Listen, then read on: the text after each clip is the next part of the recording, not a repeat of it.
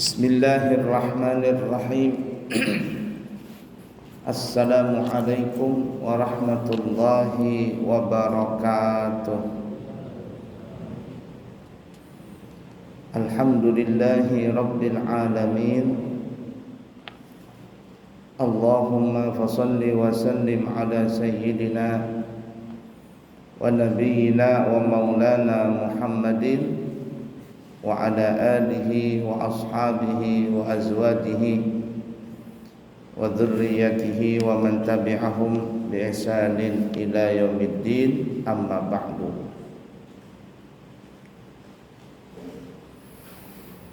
Mari kita melanjutkan pelajaran kita membahas di dalam masalah hibah, sedekah dan hadiah. Pertemuan yang lalu kita sudah membahas masalah itu dan juga kita telah membahas tentang rukun hibah, sedekah dan hadiah.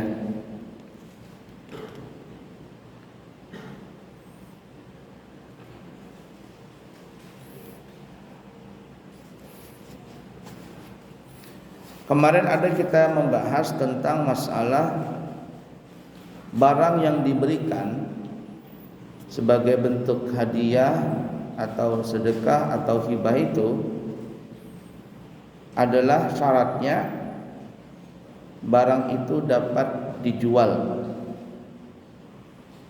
Jadi kalau kita ingin memberikan sesuatu sebagai hibah, pemberian biasa atau sedekah atau hadiah, maka syaratnya barang itu adalah barang yang bisa dapat dijual.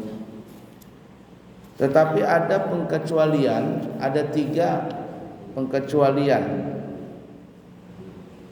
Apa itu? Yang pertama, barang-barang yang kecil. Barang-barang yang kecil ini misalnya seperti 2 atau 3 butir biji beras.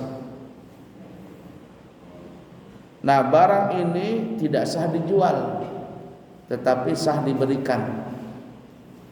Jadi kan syaratnya barang yang diberikan itu sebagai hibah atau hadiah atau sedekah adalah barang yang bisa dijual. Nah, di sini ada 3 pengecualian. Yang pertama, ada barang yang tidak sah dijual tapi sah diberikan. Seperti barang-barang yang kecil. Kalau kecil itu ya ibarat kata enggak ada harganya untuk dijual. Seperti 3 biji beras. 1 beras atau 2 beras atau 3 beras. Kira-kira ada nggak yang mau beli 3 biji beras itu? Kalau beras yang seperti biasa saja, orang mikir 2 kali mau beli beras yang cuma sebiji aja atau 2 biji. Ini tidak bisa dijual belikan karena memang siapa yang mau beli dan juga siapa yang mau jual. Tapi sah kalau diberikan. Nih, saya kasih kamu 3 biji beras, ya boleh aja kalau kita mau ngasih. Nah, ini artinya pemberiannya sah walaupun itu tidak bisa dijual. Kemudian yang kedua, ada barang yang tidak diketahui, yang tidak sah dijual karena tidak diketahui, tetapi kalau diberikan sah.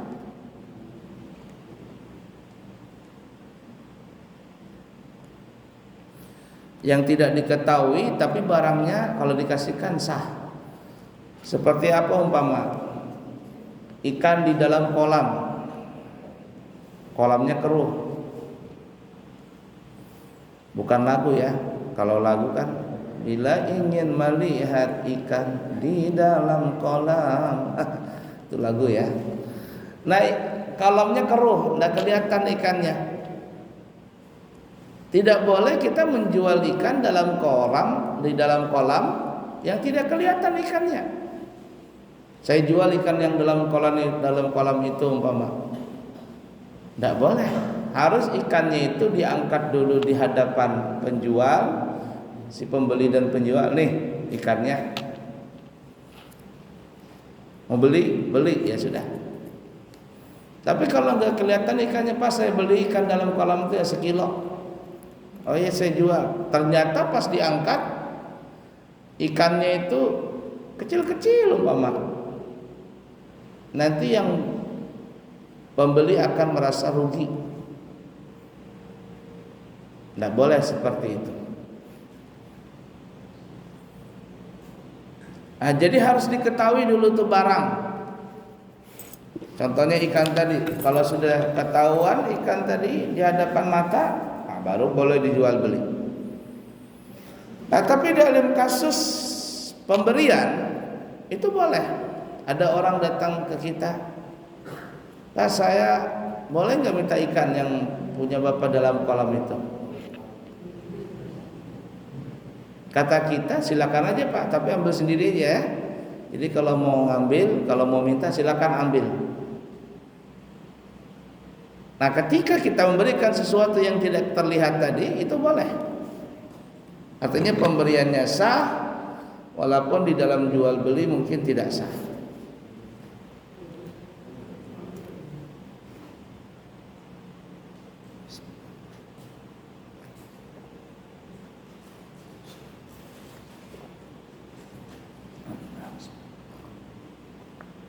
Kemudian yang ketiga, kulit bangkai sebelum disamak tidak sah dijual, tetapi sah diberikan. Ada orang punya kulit ular atau kulit buaya, belum disamak lagi, itu kan najis. Kulit buaya, kulit ular yang belum disamak itu nggak boleh dijual belikan, karena menjual beli barang najis itu tidak sah. Tetapi kalau diberikan boleh, itu boleh. Atau benda-benda najis seperti pupuk kandang, itu kan kotoran dari binatang, ada dari ayam, ada dari sapi, kambing dan sebagainya. Dijual belikan itu nggak sah. Makanya di dalam masalah fikih, menjual benda najis itu hukumnya haram. Tidak sah jual belinya, kalau tidak sah berarti haram. Tetapi caranya adalah akadnya itu bukan jual beli, namun akadnya itu dalam kitab itu disebut raf'ul yad. Raf'ul yad itu bahasa Banjarnya diartikan sama guru-guru Banjar itu adalah upah mengepul, upah mengumpul. Upah mengumpul. Raf'ul yad itu bahasa kitanya angkat tangan ya. Angkat. Raf'ul yad angkat tangan. Diartikan sama guru-guru kita adalah upah mengumpul, upah mengepul. Nah, ini kalau orang Banjar nang paham agama, kalau dia mau memiliki pupuk itu, dia bilang, berapa upahnya pupuk nih sekarung, upah mengumpulnya berapa. Jadi akadnya itu akad upah mengumpul. Oh upahnya itu 20.000 sekarung, upah mengumpul tahi ayam itu 20.000 harganya. Nah, ketika akadnya itu bukan akad jual beli, tapi akadnya adalah upah mengumpul. Nah, tahi ayam itu nggak boleh dijual belikan, tidak sah jual belinya. Kalau tidak sah berarti hukumnya haram. Tetapi boleh diberikan. Kita punya tahi ayam sekarang, ambil aja Pak kalau mau ambil tahi ayam, tahi sapi itu nah, yang berkurban. Ada orang mau minta tahi sapi untuk pupuk kandang di rumahnya, boleh nggak? Ambil aja Pak, itu tahi sapi itu ambil aja. Tapi nggak boleh dijual belikan tahi sapi tadi. Ada saya dikirimin video ya, video di Facebook kemarin, bukan dikirimin ya, artinya lewat di Facebook ada orang ngirim video di media sosial. Saya lihat di situ, Allah benar atau tidaknya, katanya di dunia ini ya, di daerah mana begitu, ada akad jual beli kotoran manusia. Kotoran manusia. Jadi kotoran manusia ini diperdagangkan dan harganya sangat mahal sekali. Setahun itu kalau dikumpulkan berapa ton itu harganya bisa miliaran. 1 miliar lebih atau 2 miliar lebih. Dan kotoran ini yang diperjualkan, dijual belikan itu ada dijadikan sampel apa gitu. Pokoknya dijadikan sesuatu yang berharga kotoran manusia ini. Cuman syaratnya kotoran manusia ini alias manusianya harus dia punya kualitas badan yang bagus, makanan yang sehat, dan kotorannya pun berkualitas bahasa kitanya. Jadi ketika orang ini kepingin menjual kotorannya akan dimasukkan dulu di dalam labnya ini kotorannya itu. Dan juga orangnya dilihat bagaimana segi kesehatannya. Kalau ada riwayat kesehatan yang tidak baik, ini sudah gugur. Kemudian makannya apa saja yang dikonsumsi. Nah setelah itu baru di lab kotorannya. Nah baru bisa dibeli itu. Itu ada di daerah luar negeri mana begitu. Luar biasa. Jadi tidak ada yang sia-sia ciptaan Allah ini. Ma khalaqta hadza batila. Apa yang telah Allah ciptakan itu tidak ada yang sia-sia. Semuanya ada manfaatnya. Cuman kita saja yang belum mengetahui manfaat itu. Nah kembali ke kotoran tadi, itu tidak sah dijual belikan. Tapi kalau mau dikasih, ada yang mau minta, ambil aja. Nah contohnya seperti itu ya. Ini juga tidak boleh nih ya.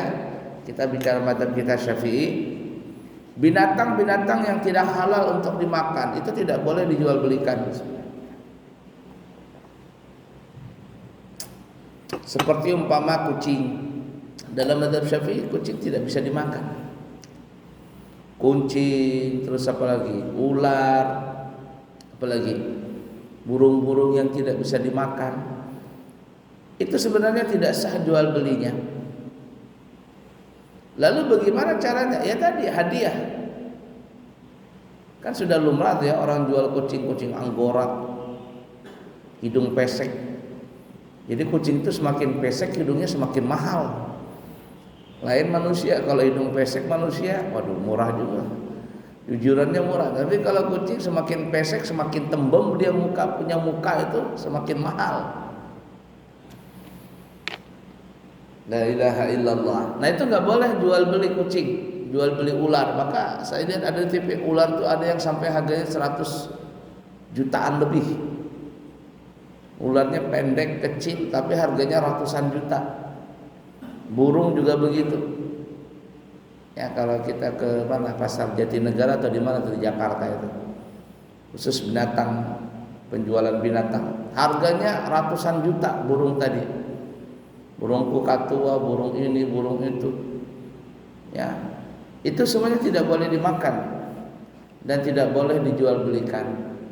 Tetapi kalau ingin dimiliki alias berganti tangan pemilik, maka ini boleh caranya dengan upah mengumpul.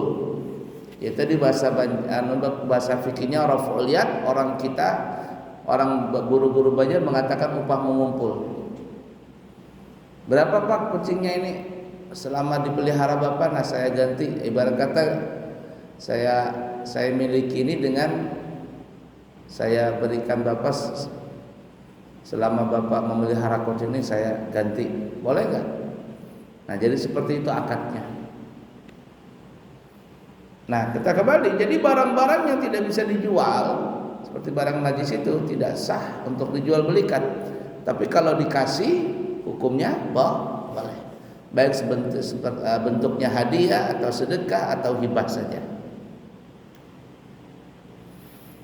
Baik. Kita lanjut.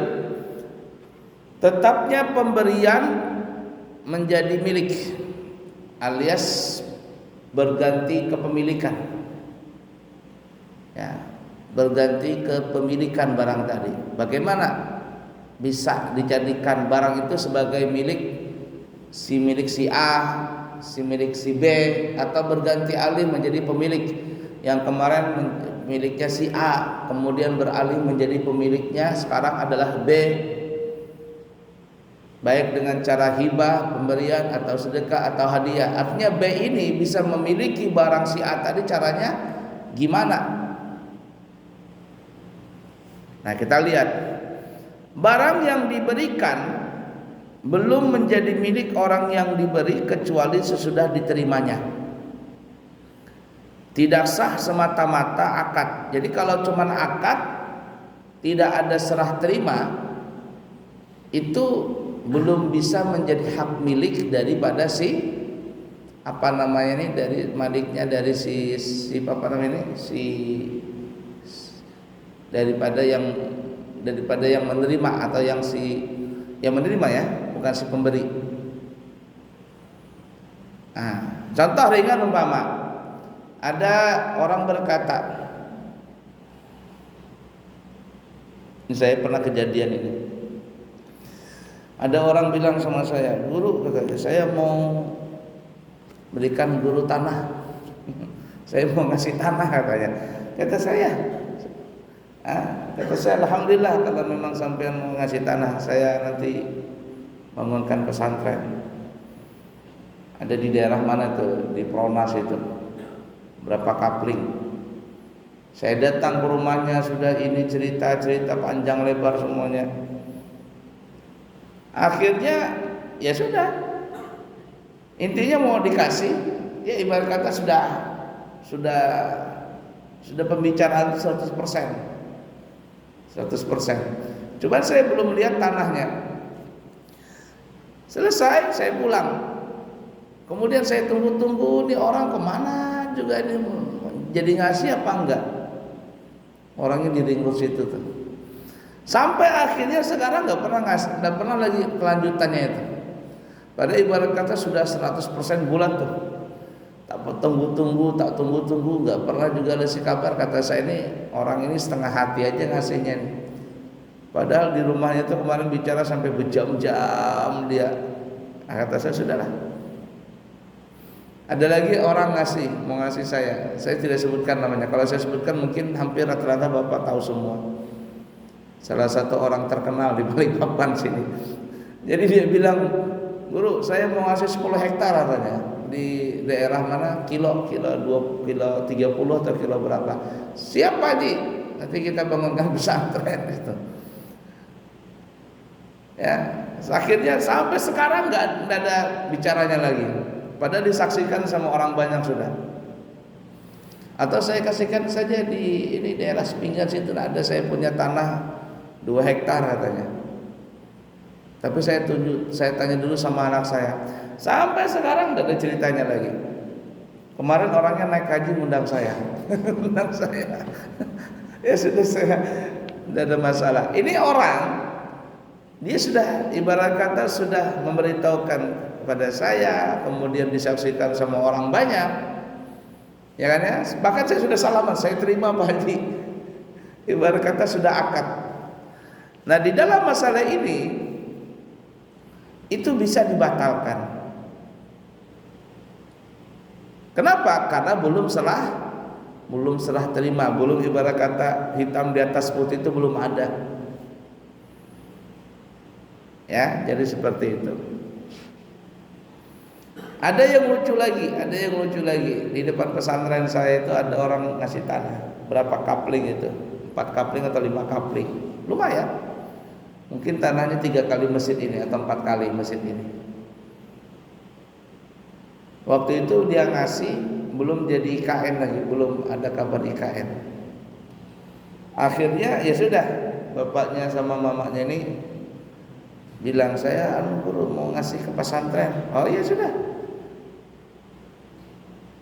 Akhirnya sudah saya bersihkan pesantren itu, tanah itu. Saya bilang begini sama anaknya, "Coba sampean datang ke KUA.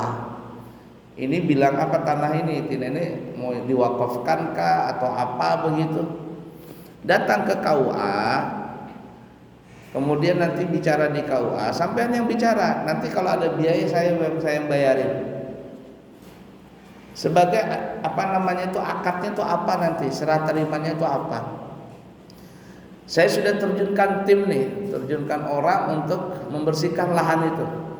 sudah dibersihkan, dirapikan dan semuanya. Sekalinya datanglah kabar IKN. IKN ini, IKN sudah mau dibangun. Akhirnya dia nelpon, guru nggak jadi saya kasih. Lah terus, maka sudah kemarin sudah ibarat kata sudah akad semuanya. Nggak jadi guru, saya mau jual saja. Saya mau jual saja. Saya sudah tua katanya, saya mau untuk ongkos saya hidup waktu hidup di tua saya ini. Anaknya telepon lagi yang dari mana, nggak bisa katanya, kami tidak bisa memberikan katanya.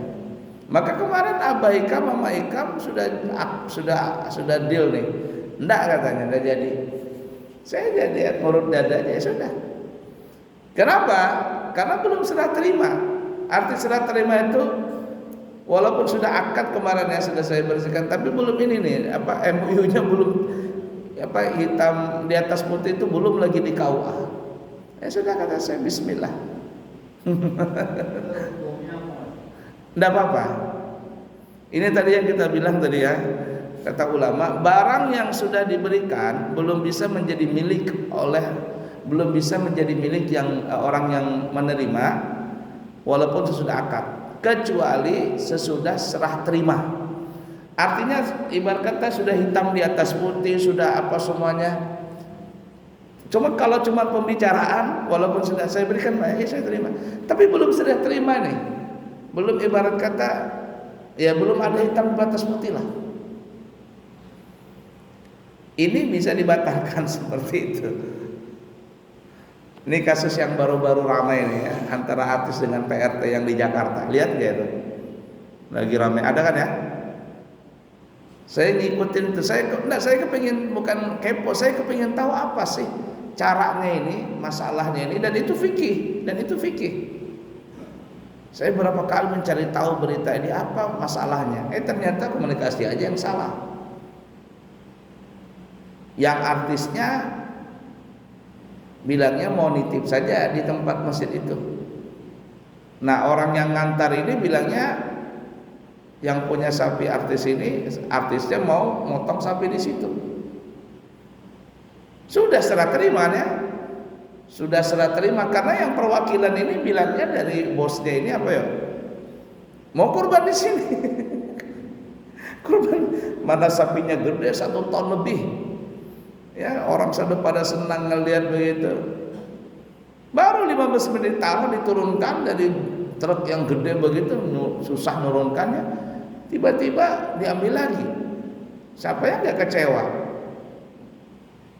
Panitia kurban itu pasti kecewa, maka sudah diturunkan, sudah terima, sudah ibarat kata tulis menulis, tiba-tiba katanya salah informasi. Nah ya sudah ribut akhirnya, minta dinaikkan lagi, katanya naikkan aja sendiri. La ilaha illallah. Nah jadi di situ ya. Nah, jadi ingat nih, kita itu tidak bisa menjadi milik kita kalau seandainya belum ada hitam ya, ibarat kata belum ada hitam di atas putih, itu tidak bisa kita. Apalagi berupa barang yang barang-barang yang berharga banget. Tapi kalau sudah diterima, ibarat kata sudah ada hitam di atas putih, orang yang memberi ini bagaimanapun dia tidak bisa menarik pemberiannya tadi. Tidak bisa menarik pemberiannya. Ya, itu sering terjadi ya di masyarakat ya. Ada orang, Pak saya mau ngasih motor ya, tapi motornya ini nggak nyampe, nggak nyampe. Akhirnya Pak saya nggak jadi ngasih Pak, minta maaf ya. Ya sudah, nggak ada masalah. Kita kalau ya ibarat kata mungkin ada sakit hati, kekecewaan itu pasti ada, tapi hukumnya nggak apa-apa. Hukumnya nggak ada masalah. Di mana dalilnya? Nah ini keterangan. Nabi kita Muhammad SAW pernah memberikan 3 buah kasturi kepada Najasyi. Kemudian Najasyi meninggal dunia sebelum menerimanya. Nabi kita pun mencabut kembali pemberian itu. Jadi Raja Najasyi di Habasyah, Nabi memberikan 3 buah kasturi. Ya, buah kasturi, tapi belum sempat diberikan, orangnya meninggal. Kata Nabi, kembalikan aja barangnya tadi. Padahal sudah ada ibarat kata pemberitahuan ya, tapi meninggal belum diterima sama Najasyi, kembalikan, tarik. Nah, tapi kalau sudah serah terima, ibarat katanya apa ya, hitam di atas putih, ini tidak bisa lagi ditarik. Nah, oleh karena itulah kalau apa namanya itu di Kemenak nih ya, di Kemenak itu menyarankan kalau ada orang memberikan sesuatu kepada kita, umpama tanah nih ya, tanah itu, kata mereka lebih baik itu akadnya jangan hibah, tapi akadnya adalah wakaf. Karena kalau hibah ini bisa bermasalah. Arti bermasalah itu gini ya, hibah ini itu bisa dijual belikan. Umpama ada orang kaya nih, orang kaya memberikan tanah kepada seorang guru, tapi suratnya itu bentuk terimanya hibah. Hibah. Seorang guru ini itu bisa menjual tanah tadi. Kalau sudah di atas sudah hitam di atas putih, artinya sudah diberikan tanah kepada guru ini. Lalu kata guru, saya mau kapling-kaplikan aja itu. Saya mau kapling-kaplikan, saya mau jual, kemudian nanti saya mau bikin pesantren di situ. Ini si pemberi ini tidak bisa mengganggu gugat, dan KUA Kemenak tidak bisa juga mengganggu gugat. Kenapa? Karena bentuknya hibah. Hibah bisa dijual belikan. Ya, orang ngasih saya, ngasih kita barang, kan hibah tuh. Ini Pak, saya kasihkan mobil. Oh, saya ngasih, iya. Sudah, kita bisa jual belikan itu mobil tadi. Nah, tapi kalau bentuk wakaf ini tidak bisa dijual belikan. Ada orang yang berwakaf tanah pesantren, pesantren saya terima sebagai ketua yayasan, saya terima itu. Saya tidak bisa menjual belikan tanah wakaf ini. Ahli waris saya atau yayasan yang penerus saya tidak bisa menjual belikan tanah wakaf ini. Sampai kapanpun nggak bisa. Itu kekuatan wakaf tadi. Bahkan enaknya wakaf ini, sekarang nih Anda tahu, nanti kalau akan datang, wakaf ini tidak ada yang namanya pajak PBB sampai akhir zaman tuh nggak ada. Jadi kalau sudah berbentuk sertifikat wakaf, sampai hari kiamat nggak ada pajak. Dan pemerintah atau siapapun tidak bisa mengambil tanah ini, kecuali harus ada tanda tangan 3 menteri. Menteri apa tuh? Menteri Agraria, Menteri Dalam Negeri, sama Menteri apa itu? Pokoknya 3 itu tanda tangan namanya. 3 tanda tangan menteri baru bisa diambil alih. Ditukar guling lah bahasa kita. Kalau tidak ada itu tidak bisa diambil, ditukar guling. Itu kekuatan wakaf di situ tuh. Cuman untungnya wakaf ini bisa dimanfaatkan. Bahasa zaman sekarang ini di KUA atau di Kemenak itu namanya wakaf produktif. Wakaf produktif. Umpama gini ya, ada orang ngasih tanah umpama di masjid. Nah, percontohan di Balikpapan ini Masjid Manuntung. Ya, Masjid Manuntung. Jadi ada orang ngasih tanah ke Masjid Manuntung, artinya ke Takmir Manuntung. Kemudian tanah ini dibikinkan ruko. Nah, itu untungnya kalau ada tanah wakaf itu ya, kalau memang ada pemerintah ada dana, itu ngirim ajuan proposal mau bikin apa, nanti dikirimkan dananya, dibikinkan sesuai dengan proposal itu. Mau bikin ruko. Nah, di Masjid Manuntung itu dibikinkan ruko, ada 3 atau 4 ya, saya lupa tuh di situ. Dibikinkan ruko, kemudian ruko ini disewakan. Disewakan. Sewanya umpama setahun bisa sampai 60 juta, 100 juta. Ada berapa ruko, kalikan saja sudah itu. Nah, seperti itu boleh. Wakaf namanya wakaf produktif. Di Banjar itu ada satu masjid, saya tidak tahu masjid di mana ya. Pokoknya ada orang cerita. Jadi masjid ini dibangunkan sama orang kaya. Kalau nggak salah Haji Ijai kan, siapa yang kaya itu batubara itu. Kan ada 2 tuh yang kaya di Banjarmasin yang posisinya. Yang pertama Haji Isam, di mana tuh namanya, di Batu Licin nggak di mana. Yang kedua Haji Ijai, paling terkenal tuh ya. Kalau nggak salah ceritanya masjid ini dibangunkan sama Pak Haji Ija yang bos batu bara ini, yang di Binuang tuh rumahnya yang kaya istana. Pagarnya tuh mungkin 3 rumah kita harganya masih mahal pagarnya dia lagi. Jadi dibangunkan masjid ini, masih dibangunkan sama beliau katanya. Tapi masjid ini ya namanya sudah dibangunkan, panitia masjid ini akhirnya ada kekurangan, minta lagi. Ya, akhirnya kata Pak Hajinya, gini aja sudah aku bangunkan walet. Jadi menaranya itu dibangunkan walet. Dapat hasilnya jangan kata beliau, jangan lagi minta sama aku, itu aja dikelola. Kalau minta terus nggak berhenti-hentian kata beliau. Pintar juga begitu caranya. Jadi ibarat kata apalagi dibangunkan bangunan sarang walet, kemudian dijaga dengan betul-betul, dapat hasilnya 1 kilo 2 kilo kan lumayan kan? Disitulah duit untuk memasukkan ibarat kata ya tadi wakaf produktif itu, wakaf produktif tadi.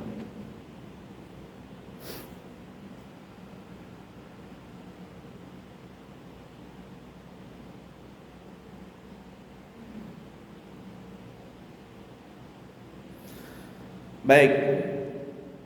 Selanjutnya, kalau salah seorang yang memberi atau yang diberi mati, pemberi dan yang penerima mati salah satunya, sebelum menerima, ahli warisnya boleh menerima atau menerimakan barang yang telah diakadkan itu, dan boleh juga mencabutnya. Nih ya, ada orang kaya umpama mau ngasihkan tanah kepada yayasan. Kemudian pihak yayasan ini umpama ketuanya meninggal dunia umpama, padahal sudah ibarat kata mau diberikan ini.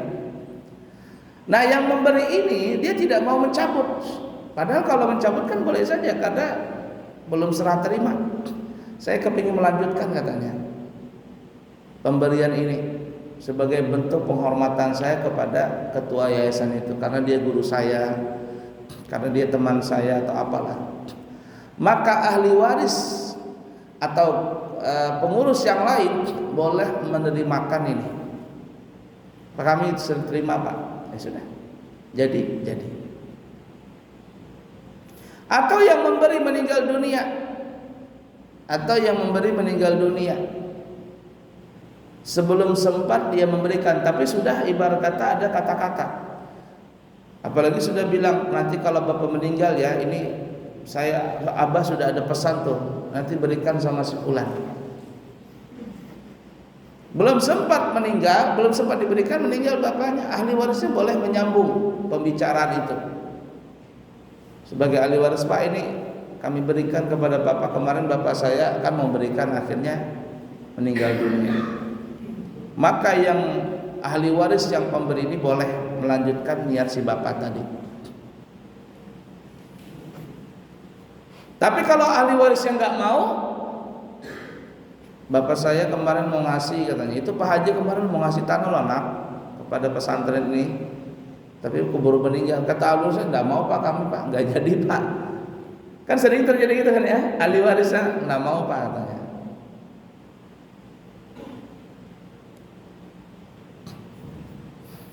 Karena belum serah terima tadi. Nah, tapi kalau serah terima nggak bisa. Itu pun terkadang ini yang sering terjadi ya. Di Balikpapan ini ada beberapa pesantren saya lihat penggugatan tanah itu ada 1, 2, 3 atau 4 pesantren kalau nggak salah.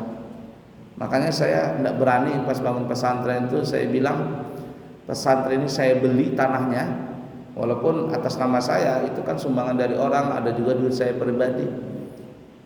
Saya beli tanah pesantren itu dari pemiliknya, kemudian saya ganti saya balik nama dulu ke atas nama saya, kemudian saya wakafkan lagi ke pesantren saya.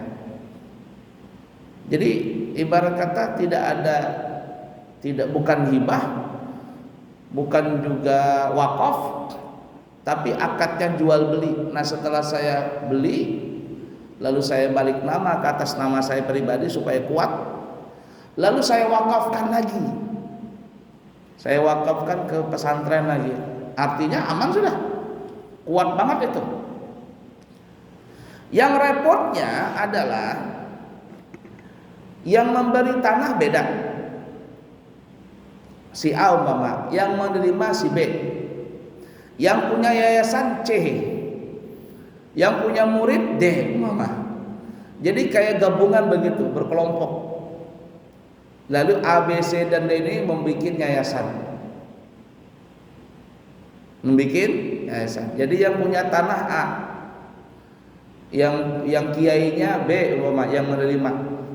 Kemudian apalagi C ini umpama pengurusnya, D ini guru-gurunya. Gabung di situ. Lalu apa yang terjadi? Meninggal si yang punya tanah. Bentuknya hibah atau apalah dulu, atau belum ada hitam di atas putih, digugat sama ahli warisnya. Kami kepingin jadi pengurus di situ. Sebagai ahli waris kami ikut juga di situ. Loh, bapakmu dulu cuma satu orang lah, kenapa ikut-ikutan? Enggak, kami mau ikut juga, itu kan tanah bapak kami. Kenapa ahli waris ikut juga? Karena pesantrennya sudah ada penghasilan, sudah ada duitnya. Akhirnya ribut, nggak cocok ini, bekalayan, bubarlah pesantren. Tidak satu dua, atau ada beberapa pesantren saya lihat di Balikpapan seperti itu. Nah, itu repotnya kalau ibarat kata bangun pesantren tapi banyak orang gitu. banyak yang memberikan, yang punya tanah beda, yang punya yayasan beda, gurunya beda, habis sudah sedikit selek, kacau tuh, hancur semuanya.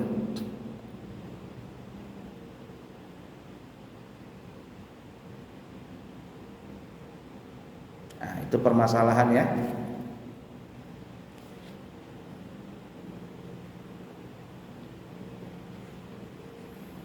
Terutama tanah itu.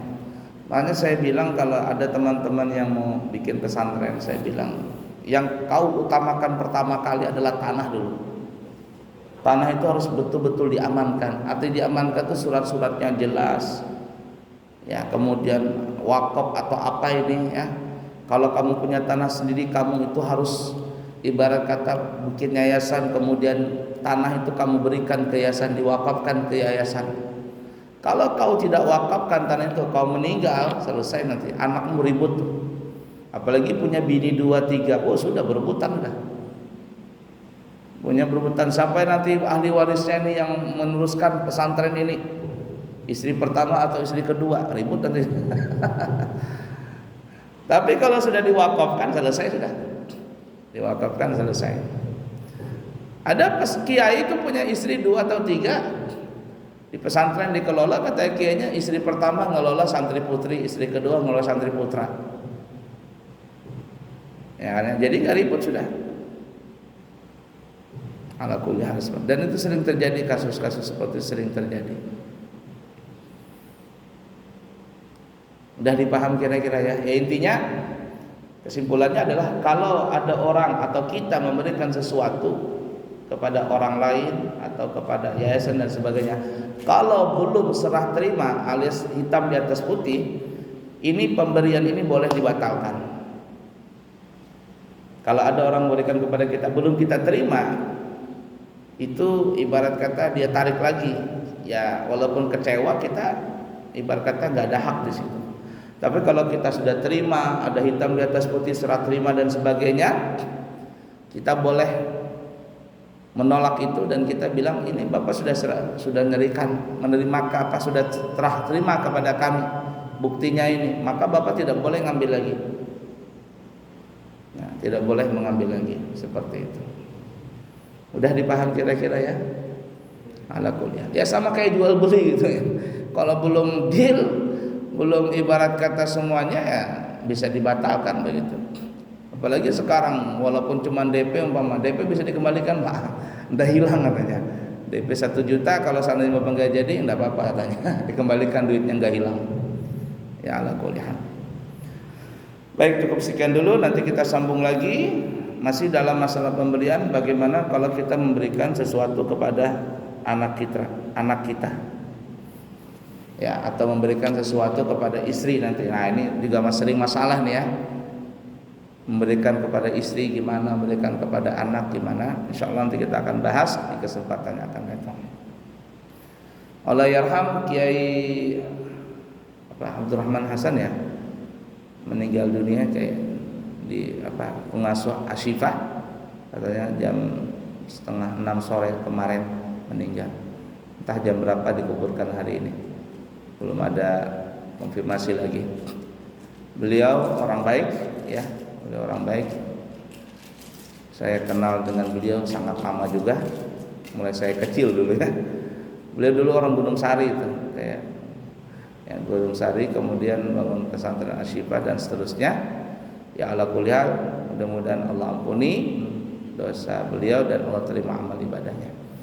Cukup sekian, semoga ada manfaatnya. Subhanakallahumma wa bihamdika asyhadu an la ilaha illa anta astaghfiruka wa atubu ilaik. Wa akhiru kalam, wassalamu alaikum warahmatullahi wabarakatuh.